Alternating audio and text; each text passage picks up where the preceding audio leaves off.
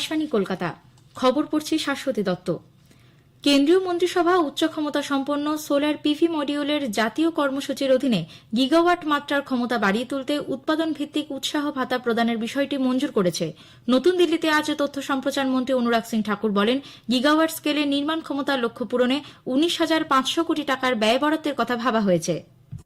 2030 तक का लक्ष्य जो रखा है वो प्रधानमंत्री जी ने 500 गीगावाट का रिन्यूएबल एनर्जी का रखा है और उसमें से बड़ा चंक जो है वो 280 गीगावाट का सोलर पावर का है और इसके लिए बड़ी मात्रा में सोलर पीवी मॉड्यूल्स की आवश्यकता पड़ती है और वर्तमान में इसे काफी हद तक आयात किया जाता है, यानी कि हमारी निर्भरता दूसरे देशों पर है और इसके रिक्वायरमेंट को देखते हुए सोलर पीवी के लिए पीएलआई स्कीम का विस्तार करने का निर्णय किया गया है।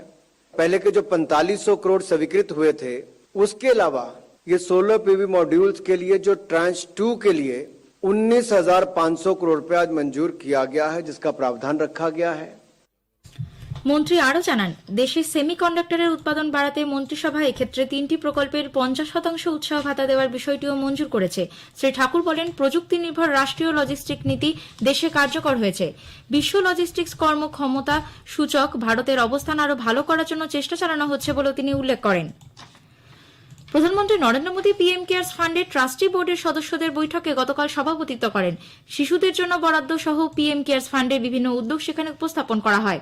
4,345টি শিশুকে পিএম কেয়ার্স তহবিলের আওতায় সহায়তা যোগায় সরকার। দেশের সংকটজনক সময়ে এই তহবিলের গুরুত্বপূর্ণ ভূমিকার কথা ট্রাস্টিরা স্বীকার করেন। শ্রী মোদীও আন্তরিকতার সঙ্গে এই তহবিলে অর্থদানের জন্য দেশবাসীর প্রশংসা করেন। মুখ্যমন্ত্রী মমতা ব্যানার্জি আজ আলিপুরের নবনির্মিত জেল মিউজিয়ামের উদ্বোধন করেছেন। বিকেলে আলিপুরের সেন্ট্রাল জেল চত্বরে আয়োজিত এক অনুষ্ঠানে মুখ্যমন্ত্রী বিশিষ্ট স্বাধীনতা সংগ্রামীদের স্মৃতি বিজড়িত এই জেল মিউজিয়ামে উদ্বোধন করেন। তিনি বলেন, এই সংগ্রহশালা স্বাধীনতার 75 বছরে রাজ্যের মানুষের কাছে এক বিরাট প্রাপ্তি। এটি রাজ্যের একটি গুরুত্বপূর্ণ পর্যটন কেন্দ্র হয়ে উঠবে বলেও তিনি আশা প্রকাশ করেন। মুখ্যমন্ত্রী জানান, সরকার এই মিউজিয়ামটি ওয়ার্ল্ড হেরিটেজ সাইট হিসেবে গড়ে তুলতে চায়। এই সময় রাজনৈতিক কারণে ইতিহাসকে বদলে দেওয়ার চেষ্টা করা হচ্ছে বলে অভিযোগ জানিয়ে তিনি বলেন, তরুণ প্রজন্মকে স্বাধীনতা সংগ্রামের ইতিহাস সম্পর্কে অবগত করতে সকলকে এগিয়ে আসতে হবে। তিনি বলেন, তাদের স্মরণ করা, তাদের মনে রাখা।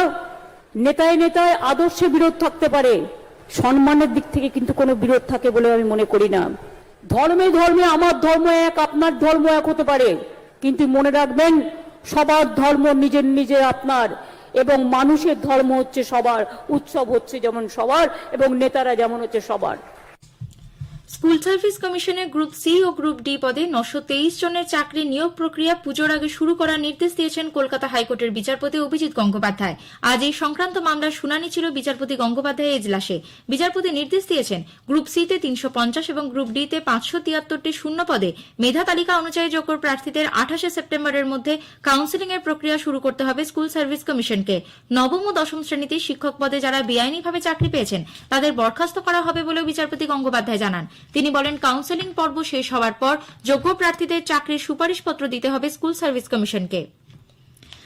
রাজ্য সরকারের বিভিন্ন দপ্তরে কর্মী নিয়োগের প্রক্রিয়া স্বচ্ছ গতিশীল করতে পশ্চিমবঙ্গ স্টাফ সিলেকশন কমিশন পুনর্গঠনের সিদ্ধান্ত নেওয়া হয়েছে। এই মর্মে 2011 সালের পশ্চিমবঙ্গ স্টাফ সিলেকশন কমিশন আইনের একটি সংশোধনী আজ রাজ্য বিধানসভায় গৃহীত হয়। বিলের উপর আলোচনায় অংশ নিয়ে পরিষদীয় মন্ত্রী শোভনদেব চট্টোপাধ্যায় বলেন, পাবলিক সার্ভিস কমিশনের উপর থেকে চাপ কমাতে স্টাফ সিলেকশন কমিশনকে শক্তিশালী রূপে পুনর্গঠনের সিদ্ধান্ত নেওয়া হয়েছে। এই কমিশন এখন থেকে গ্রুপ বি, গ্রুপ সির পাশাপাশি গ্রুপ ডি পদেও কর্মী নিয়োগ করবে। রাজ্য স্টাফ সিলেকশন কমিশন পুনর্গঠনের মাধ্যমে এই সময় অনেকটাই কমবে বলে তিনি আশা প্রকাশ করেন। শান্তিনিকেতনে শিশুর অস্বাভাবিক মৃত্যুর ঘটনায় পুলিশ ও শাসক দল তার পরিবারকে 10 লক্ষ টাকা দিয়ে মুখ বন্ধ করতে চাইছে বলে বিজেপি সাংসদ লকেট চট্টোপাধ্যায় অভিযোগ করেছেন। আজ তার নেতৃত্বে বিজেপির এক প্রতিনিধি দল এই গ্রামে গেলেও স্থানীয় বাসিন্দাদের তারা সেখানে ঢুকতে পারেননি। লকেট চট্টোপাধ্যায়কে ঘিরে গো ব্যাক স্লোগান দেওয়া হয়, সৃষ্টি হয় ব্যাপক বিশৃঙ্খলা। গ্রাম থেকে বেরিয়ে শান্তিনিকেতন থানার সামনে ধর্নায় বসে পড়েন লকেট চট্টোপাধ্যায়। এই ঘটনা ধামাচাপা দেওয়ার পিছনে ভোট ব্যাংকের রাজনীতি কাজ করছে বলেও তার দাবি। টাকা দিয়ে মুখ বন্ধ করে তাদেরকে অন্য জায়গায় পাঠিয়ে দিয়েছে, লুকিয়ে রেখে দিয়েছে। এটা অত্যন্ত নক্কারজনক। পুলিশ নিজে নিষ্ক্রিয় ছিল, আজকে বাচ্চাটার প্রাণহানি হতো না। তাও পুলিশ ষড়যন্ত্র করে তৃণমূলের গুন্ডা মস্তান বাইরে থেকে ছেলেপুলেদের এনে আমাদের প্রাণ সংশয় করে আমাদেরকে ভয় দেখাবার জন্য এই ধরনের কাজ করেছে। 10 লক্ষ টাকা দিয়ে গরিব মানুষ তো, তাদেরকে মুখ বন্ধ করার চেষ্টা করা হয়েছে। এদিকে বর্ধমান মেডিকেল কলেজ হাসপাতালে আজ শিশুটির ময়নাতদন্ত সম্পন্ন হয়। শান্তিনিকেতনের মূলডাঙ্গায় এক 5 বছরের শিশুর অস্বাভাবিক মৃত্যুর ঘটনায় বিজেপি সিবিআই তদন্তের দাবি জানিয়েছে। বিধানসভায় বিজেপি পরিষদীয় দল এই ঘটনায় আজ পুলিশ মন্ত্রী তথা মুখ্যমন্ত্রীর বিবৃতি দাবি করেন। খবর শেষ হলো।